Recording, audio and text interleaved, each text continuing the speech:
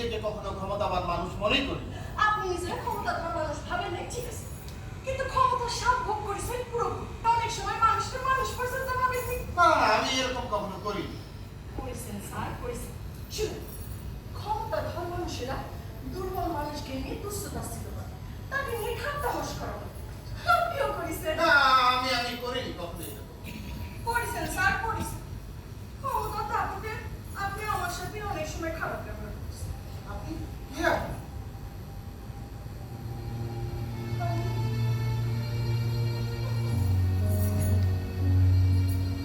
নাম আমার বকুল রানী, ঘর নম্বর 37, দৌলতদিয়া পতিতাপল্লী, উপজেলা আনন্দ, জেলা রাজবাড়ী। তার মানে আপনি প্রস্টিটিউট, সতিতাপল্লীতে থাকেন আপনি, আপনি দেহপতি। হয় সোজা বাংলায় বেশ্যা। আচ্ছা স্যার, আপনি কি কখনো বেশ্যা গেছেন নাকি? হ্যাঁ, গেছি 2 বার। কোন পাড়ায়, মানে দেশে না বিদেশে? আমি দেশে গিয়েছি। আপনি কথা শুনাইলেন স্যার।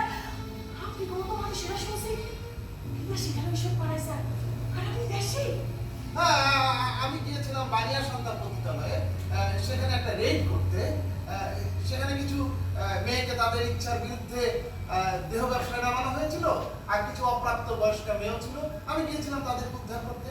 সেটা বুঝলাম, কিন্তু আপনি সেখানে কি করলেন? সেখানে গিয়ে এই যাদেরকে ইচ্ছার বিরুদ্ধে দেহ ব্যবসায় নামানো হয়েছিল তাদেরকে, আর ওই অপ্রাপ্ত মেয়ে বয়স্ক মেয়েগুলোকে উদ্ধার করে নিয়ে এলাম। ও, এরকম কত সময় লাগে?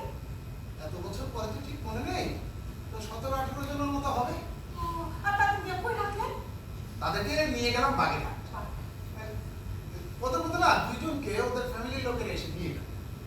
আর বাবাকে নিয়ে এগুলো কি ছিল? আমি ঠিক জানি না। তুমি আশ্চর্য ব্যাপার কি জানে, ও, এই 7-8 মাস পরে আবার বানিয়ে সন্তান রেডি গিয়েছি। গিয়ে দেখি যে আগে যে মেয়েগুলো উদ্ধার করেছিলাম তাদের মধ্যে বেশ কয়েকজন ওখানে। তা আমি ওদের একজনের কাছে জানতে চাইলাম, আপনি আবার এখানে? তাদের মধ্যে একজন নিশ্চয় কইছিল এখানে ছাড়া তো আমাদের যাওয়ার কোনো জায়গা নেই। আমি নিশ্চয় কইছিল এই জীবনে একবার পা দিলে এখান থেকে আর ফিরে যাওয়া যায় না। হ্যাঁ, এইরকমই তো বলেছিল। আচ্ছা আচ্ছা, আপনি আমার কাছে কেন এসেছেন বলুন তো? কইলাম না আপনি ডাকছেন তাই আসছি। না, আমি আপনাকে ডাকিনি। আগে ডাকছেন। আরে না, আমি আপনাকে ডাকিনি। আরে ডাকিছে। আমি আপনাকে কেন ডাকবো? আরে মোর জানা এত বেশি পুরুষ মানুষ কেন ডাকে? হ্যাঁ? তাই আপনার খারাপ চরিত্রবান মানুষ আপনি। আপনার টাকার কারণ তো আমি সবার টাকা বলবো না। আচ্ছা, আপনি আপনি এই পেশায় এলেন কিভাবে? আমি পেশায় কিভাবে আসলাম? আপনি তখন হইতেছেন গিয়া যশোর কালেক্টরেটের বড় ম্যাজিস্ট্রেট। হ্যাঁ, আমি আপনার কাছে গেছিলাম একটা এফিডেভিট করে, কিন্তু আপনি আমার সব কানে খুলে দিলেন। আপনি নিশ্চয়ই বিবাহ অথবা তালাকের ঘোষণা এফিডেভিট করতে গিয়েছিলেন। আমি এসব এফিডেভিট করতাম। আরে না, আমি গেছিলাম পেশা হলে এফিডেভিট করতে। এরকম অমানবিক পেশার ঘোষণা এফিডেভিট করার তো প্রশ্নই ওঠে না। অথচ গুণীজনরা কি কয় জানেন? গুণীজনরা কয় পেশা হইতেছে গিয়া এই দুনিয়ার সবচেয়ে পুরানো পেশা। আচ্ছা আচ্ছা আচ্ছা, আপনি এই পেশায় কিভাবে এলেন?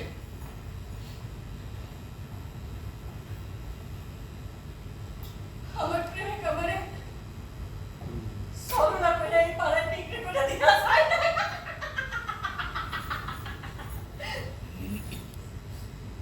আমি আসলে ওই অভাবে কারণে এই লাইফ বাইসে দিছিলাম।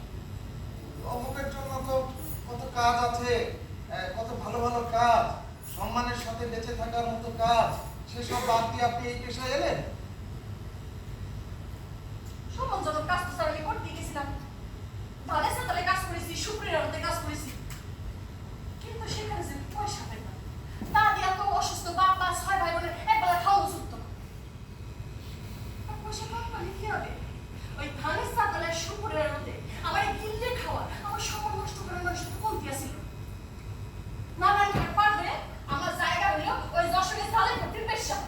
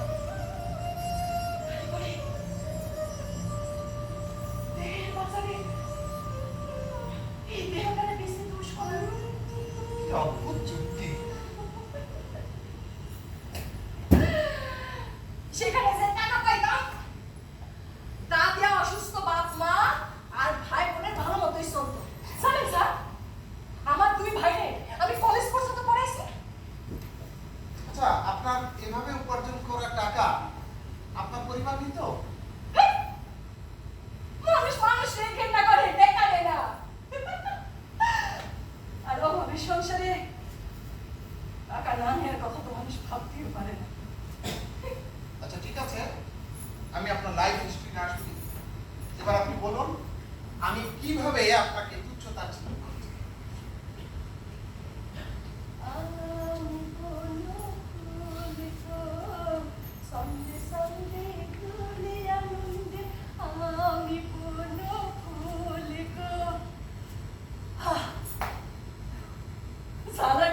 আমার তখন রমরমা বাজায়। তবে আমি দিনে 2 থেকে 3 জনের বেশি লাভ হইতাম না। আমার রেটটা বেশি ছিল। ওই পার্টির মালিক আমার একদিন আমার কইল, ওই বকুলার নয়, এই যে তুই এখানে থাকতাছস, খাইতাছস, কাম করতাছস, তার একটা সরকারি কাগজ থাকা দরকার নাকি? কস এই কাগজটা লেগে আপনার কাছে গেছিলাম, কিন্তু আপনার কাছে পালা ফিরে দিলেন। কোনো বেশনে ফিরে ফিরে আপনি করে দিলেন। হ্যাঁ, আমি বলেছি, কিন্তু এর জন্য তো আপনি আমাকে দোষ দিতে পারেন না। কিন্তু এই কাগজটা তো খুব দরকার ছিল আমার। কয়েকদিন পর পরই পরে এসে পুলিশ হানা দিত। যার কাছে এই কাগজ নাই তাকে ধরে নিয়ে ডিরেক্ট সালাম করে দিত কোর্টে। 5-7 দিন পরে আবার গেলাম কালেক্টরেটের অফিসে, আর একজন ম্যাজিস্ট্রেটকে নিয়ে এফিডেভিট করানো হলো।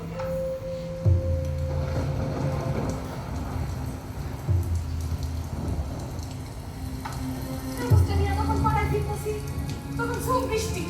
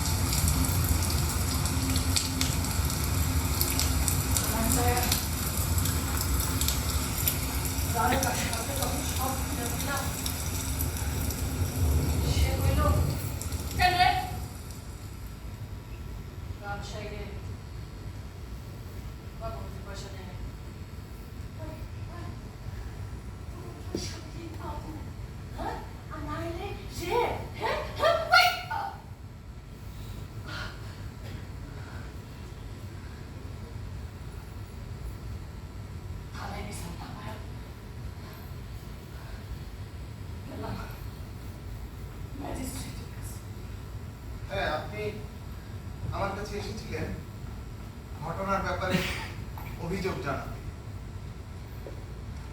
আমার লেট হওয়ার কথা শুনে আপনি খুব হাসছিলেন। বলছিলেন দেখো ব্যবসায়ীরা আবার রেপ হয় নাকি? আপনার একজন সহকর্মী ওই সময় আপনার ঘরে আসছিল, আপনি তারা হাসতে হাসতে বলছিলেন দেশের যে কি অবস্থা হলো বুঝলেন, প্রফেশনাল দেহ ব্যবসায়ীরাও আজকাল রেপ হচ্ছে। দেখুন, আমি হয়তো এসব কথা বলেছিলাম, কিন্তু আপনি যেভাবে বলছেন আমি ঠিক সেভাবে বলিনি। আপনি ওরকমই করছিলেন, আপনি ঠিক এরকমই বলছিলেন। আমার রেপ হওয়ার ঘটনাটা আপনি একটা মজার ঘটনা হিসেবে দেখছিলেন। আপনি যে একজন দায়িত্ববান মানুষ, যে কোনো মানুষ সে আপনার কাছে বিচারের জন্য চাইতে পারে, তা তো আপনার বিবেচনাই আসছিল না। আপনি খুব ভালো কিনা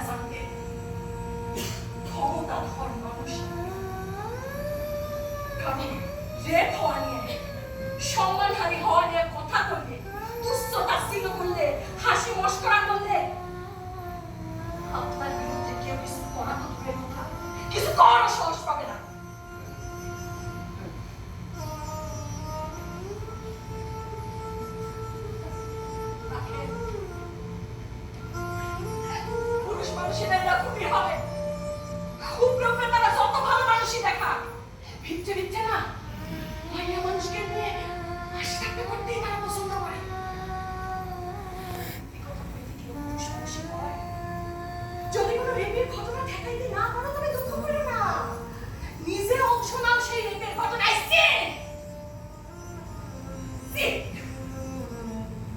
কি বলছেন আপনি? শুনেন স্যার, একজন বেশ্যাও বেশিকা হইতে পারে। শুধু বেশ্যা করলে একজন প্রেমিকাকে ধর্ষণ করতে পারে তার প্রেমিক, এমনকি নিজের স্ত্রীকে ধর্ষণ করতে পারে তার স্বামী। কি বলছেন? একজন প্রেমিকা যখন তার প্রেমিককে না মানে তখন সেটা নাই। একজন স্ত্রী যখন তার স্বামীরে বলে না তখন সেটাও না। একজন বেশ্যা যখন তার কাস্টমারে বলে না তখন সেটাও না। একজন মেয়ে যখন বলে না সেটা নাই। এই না, যে না মানে হোক সে প্রেমিক, স্বামী অথবা বেশ্যা করার কাস্টমার, আসলে সে একজন রেপিস্ট, ধর্ষক।